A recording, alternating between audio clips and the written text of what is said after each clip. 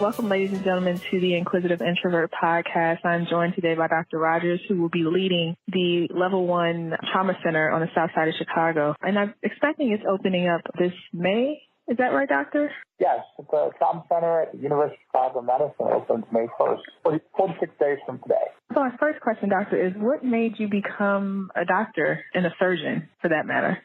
My journey to becoming a surgeon started largely in high school when I discovered that my enjoyment of learning about how the human body works was also joined by a desire to help others.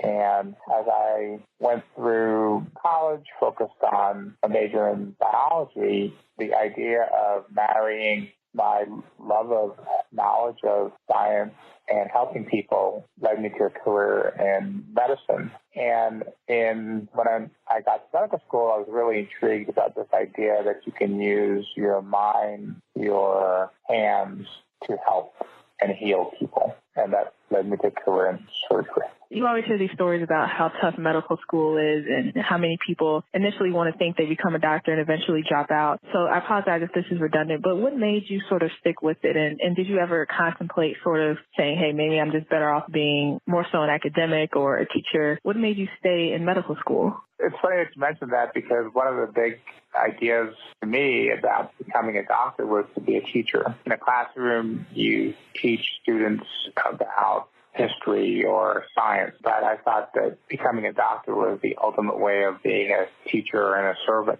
When I was going through medical school, it certainly was hard, but it was not harder than anything else I had ever done. In many ways, medical school is more focused on acquiring a lot of information and having the ability to study a vast amount of different types of knowledge and be able to apply it to helping people. So keeping me focused on that made it actually fairly easy because I knew what my end game was. I knew the reason why I was working so hard as a medical student.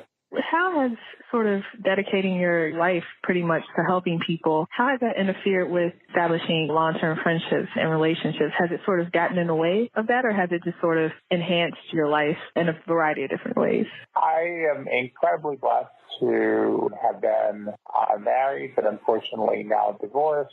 But through the marriage, I have three wonderful young men sons who are 22, 18, and 15. And my life is very much enhanced by all the relationships, mentees, friendships I've developed over the course of my career. I actually don't think that it's been a negative working hard as a physician because it has allowed me to enter people's lives sometimes in the worst day of their lives. And it is an incredible privilege to be able to meet people where they are, have them develop trust in you and your abilities to help them and to accompany them on their journey, if it's for a day, a week, or the rest of their life.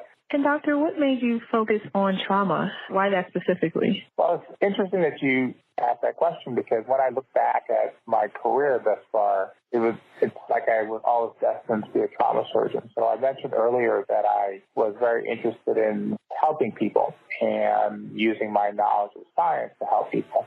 So for me, I was never just wanting to focus on cancer or focus on diseases of the thyroid gland or diseases of any particular organ. I really wanted to help people. And for me, using the skills of a surgeon to help people, trauma was the most natural fit. You don't really get to pick your trauma surgeon in some ways, right? Because you don't really walk up and say, okay, I'm going to go have a traumatic injury today. And in that space, it's incredibly important to be able to develop trusting relationships with people that you've never met. And in some ways, I'm a bit of an adrenaline junkie, but in other ways, you have this incredible opportunity to develop a really strong relationship with people in a very limited amount of time. And the stakes are very high, life and death. And in that space,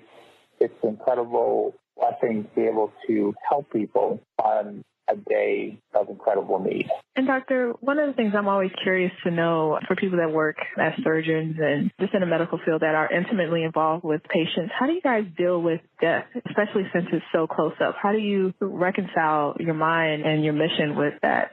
I think death is often viewed as the ultimate end, but one of the realities of life is that it does end. And in the space of traumatic illnesses, when someone goes from being well to having a traumatic injury and then dying, your job as a surgeon is to do everything you can to help them. But even in death, you can help their families. People remember so strongly how you make them feel. And in the midst of a tragedy like someone's death, or even the dying process, surgeons and doctors and nurses have an incredible opportunity to connect with people and help them through that process. Dr. Rogers, how do you build up those relationships and those trusts? I know, it's the underserved community is just, I don't think that they have the opportunity that some other communities to receive health care. So it takes a little bit longer to really build up that trust. So how do you do it? I've actually been also a surgeon very interested in healthcare disparities and addressing ways to eliminate them. There's no simple way to build up trust, especially when you're trying to do it quickly. But it starts with you being your authentic self. Going back to the Maya Angelou quote, people may not remember what you say, they may not remember what you do, but they remember how you make them feel. So one of the things that I am strongly invested in when I meet people who will become my patients or their families is really connecting with them as people. And that starts with my authenticity, that I'm here as a servant to help them. Then the other thing that is so important is a commitment to be with them, to meet them where they are. Accept people for who they are, not who you want them to be. And I think people really know when you're being authentic. They know when you express caring, and that's probably the strongest way you can establish trust. What is sort of the prevalent illness or disease you see in some of these underserved communities? It's unfortunate in many ways that there are several types of diseases that are prevalent in minority communities. In some ways, there are diseases of stress, diseases such as depression, anxiety. In addition to those mental wellness diseases, there are also diseases that are chronic medical conditions for which many people of color don't seek consistent medical care. Those include chronic medical conditions like hypertension or high blood pressure and diabetes. And the trouble with those two types of diseases is if they're not managed well, one is typically never cured of them, they have to be managed. If they're not managed well, over time, they lead to several end organ damage, such as kidney failure or heart disease or strokes. And unfortunately, those diseases are exceedingly common in communities of color and are exacerbated when those communities of color have limited access to culturally appropriate health care. And Doctor, what are some of the ways, how do people that have access sort of get that information to people that don't have that access to healthcare management or chronic illness management? What are some of the things that we can do to sort of, usher those people to the right resources? One of the key things are things like this show. I think if you don't know, it's hard to do the right thing for your patient or for yourself or for your children. So it starts with awareness. There has to be increased awareness of the impact of these diseases over the long term and what they do to the human body. But in addition to awareness, there has to be engagement. And what do I mean by engagement? I mean individuals, families, communities have to become engaged about their agency or their ability to impact in a positive way their health. We often think about health in very mystical terms, in terms of, it's God's will or it's external to us.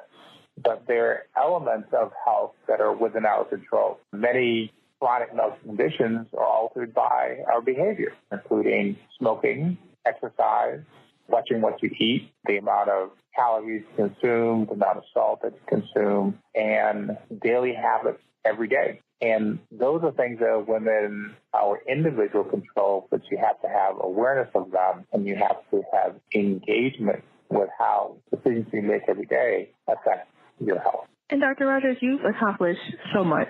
So I guess my next question is, what was your first professional success? When did you realize, hey, I'm pretty good at what I do?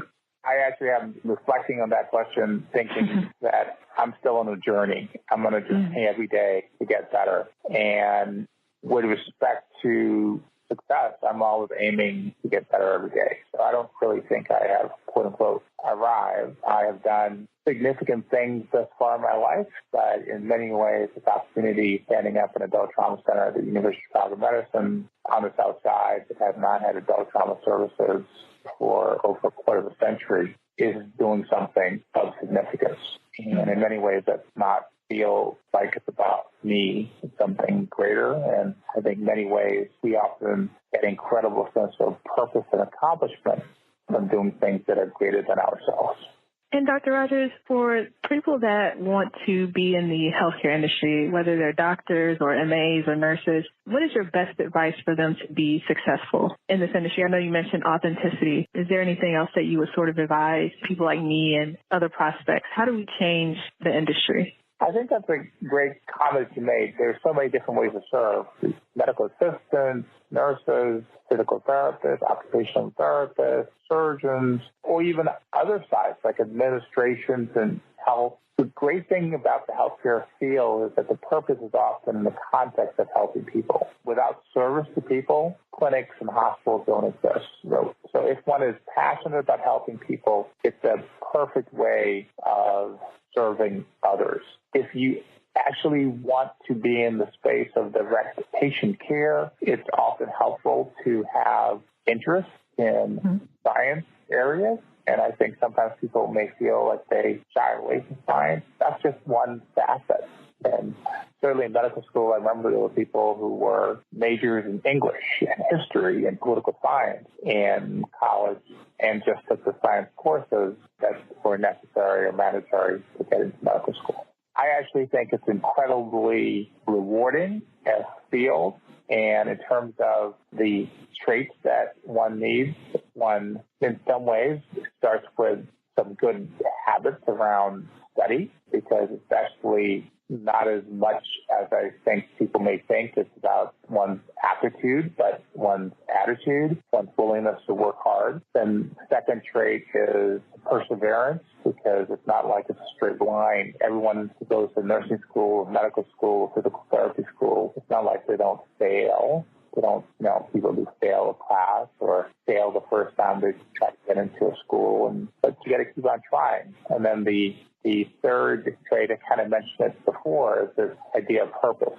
I think when the purpose is greater than yourself, that pushes you through some of the hard work and some of the failure, because you're doing it for something that's a greater good. And my last question, Dr. Rogers, I'm an avid reader, so I'm always curious to know what people love to read and why. So if you could choose one book as your favorite book, what would that be and why?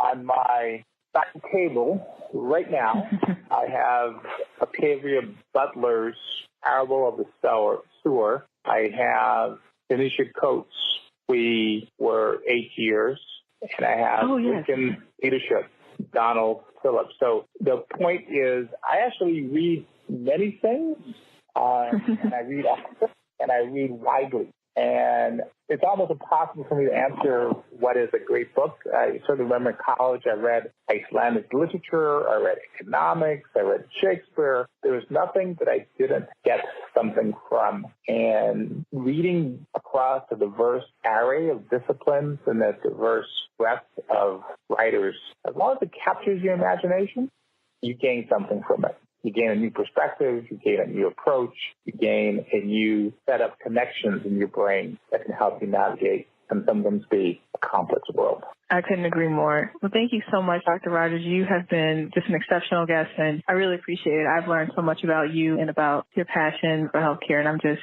honored to have the opportunity to speak with you. I really appreciate it. Thank you so much for this opportunity. It was wonderful. I look forward to hearing the broadcast.